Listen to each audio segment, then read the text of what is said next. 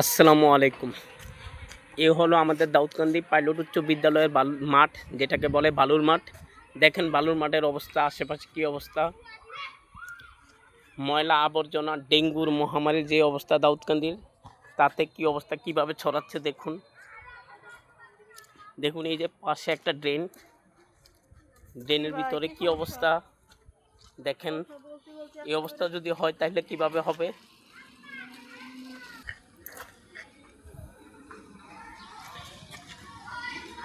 Dengue মশার kit এই যে এইভাবে জমে আছে। এই যে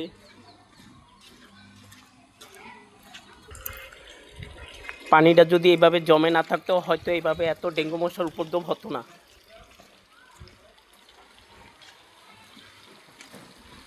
একইভাবে পুরা এই যে পানি এইভাবে জমে আছে, অবস্থা খুবই ভয়াবহ।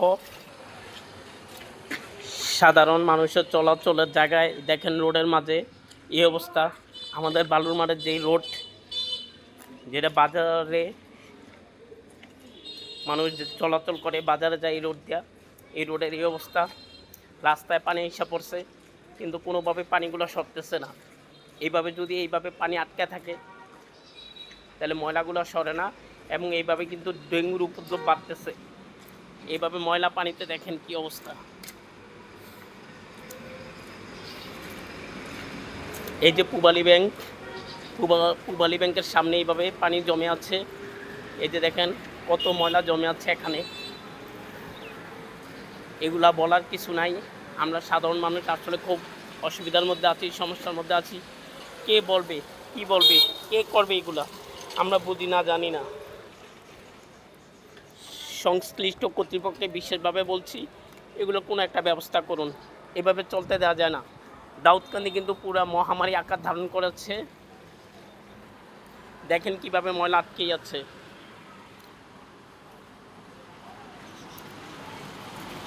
এই যে পূবালী ব্যাংকের সামনে, এভাবে চলতে দেওয়া যায় না।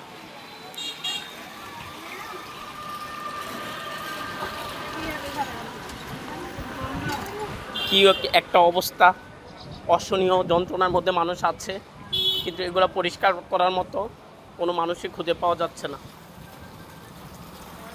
যারা কর্তৃপক্ষ আছেন তারা এগুলো একটু খাস নজর আপনারা একটু দৃষ্টি দেন, এগুলো যাতে খুব তাড়াতাড়ি সরে যায়। এই পানি নিষ্কাশনের ব্যবস্থা করুন, এই ড্রেনগুলো অতি তাড়াতাড়ি ময়লা পরিষ্কার করার ব্যবস্থা করুন। আমরা বলতে পারি, কিন্তু আপনারা যদি ইচ্ছা করে কিছু না করেন তাহলে আমাদের কিছু করার নেই। আমরা ভুগে যাব, আর আপনারা এসির তলে বসে বসে হাওয়া খাবেন, বাতাস খাবেন। দেখেন কি অবস্থা। এটা একটা পৌরসভার মধ্যে এরকম হতে পারে কি না, এটা আপনাদের বিবেকের কাছে প্রশ্ন, আপনাদের কাছে প্রশ্ন। একটা পৌরসভার ড্রেন যদি এই অবস্থা হয় টোটালি একেবারে, দেখেন রাস্তা আর ড্রেনের ময়লা একাকার হয়ে গেছে। এটা কিভাবে হয় দেখেন। কারো কিছু বলার নাই, কিছু করারও নাই যদি আপনারা কিছু না করেন। সংশ্লিষ্ট কর্তৃপক্ষকে বলছি, প্লিজ আপনারা এই কাজটা একটু করেন, ড্রেনগুলো একটু পরিষ্কারের ব্যবস্থা করেন। সারা দাউদকান্দি, এটা শুধু বালুর মাঠের বিষয় না, সারা দাউদকান্দি একই অবস্থা, এভাবে পানি জমে আছে। আমাদের পৌরসভায় যারা আছেন প্লিজ এগুলো একটু দেখেন, দেখেন কি অবস্থা। এ হতে পারে না, এভাবে চলতে দেওয়া যায় না। দাউদকান্দিতে একটা মহামারী চলতেছে, ডেঙ্গুর মহামারী চলতেছে। আপনারা প্লিজ কিছু করেন। কি বলবো, বলার ভাষা নেই।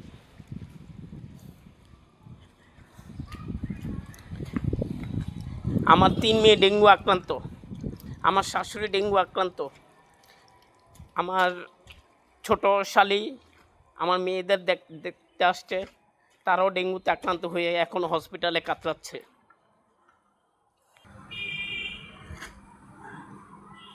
ডেঙ্গু আমাদের পরিবারের সাথে জড়িয়ে গেছে, শুধু আমার পরিবার না, দাউদকান্দির প্রত্যেকটা ফ্যামিলির প্রত্যেকের পরিবারের সবার সাথে ডেঙ্গু জড়িয়ে গেছে, শুধু একমাত্র এই অবহেলার কারণে।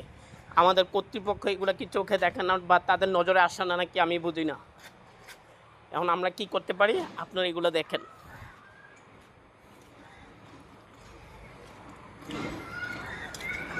দেখেন কিভাবে জমি আছে, এই যে কেমন কীট দেখা যাচ্ছে। এটা বালুর মাঠের সাথেই সংলগ্ন।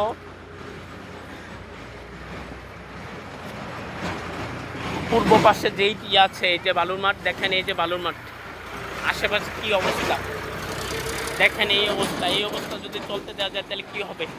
দাউদকান্দি বালুর মাঠের আদর্শ পাইলট বিদ্যালয়ের পূর্ব দিকে এই যে অবস্থা দেখেন, এদিকে কত ময়লা আবর্জনা জমে আছে, এদিকে বাচ্চারা খেলতেছে, এদিক থেকে ডেঙ্গু মশা চলে গিয়ে এই বাচ্চাদের কামড়াইতেছে এবং বাচ্চারা অসুস্থ হয়ে পড়তেছে।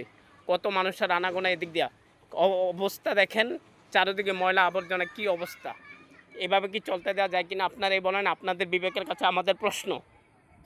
এ হতে পারে না। এগুলো প্লিজ আপনারা একটু দেখেন কি অবস্থা। এভাবে শুধু দাউদকান্দির বালুর মাঠের এলাকা না, এইভাবে পুরো দাউদকান্দি পৌরসভার মধ্যে এই অবস্থা চলতেছে। ডেঙ্গুর মহামারী, এটা আপনারা সবাই জানেন, অবগত আছেন। প্লিজ আপনারা কিছু করেন। ধন্যবাদ আপনাদের সবাইকে।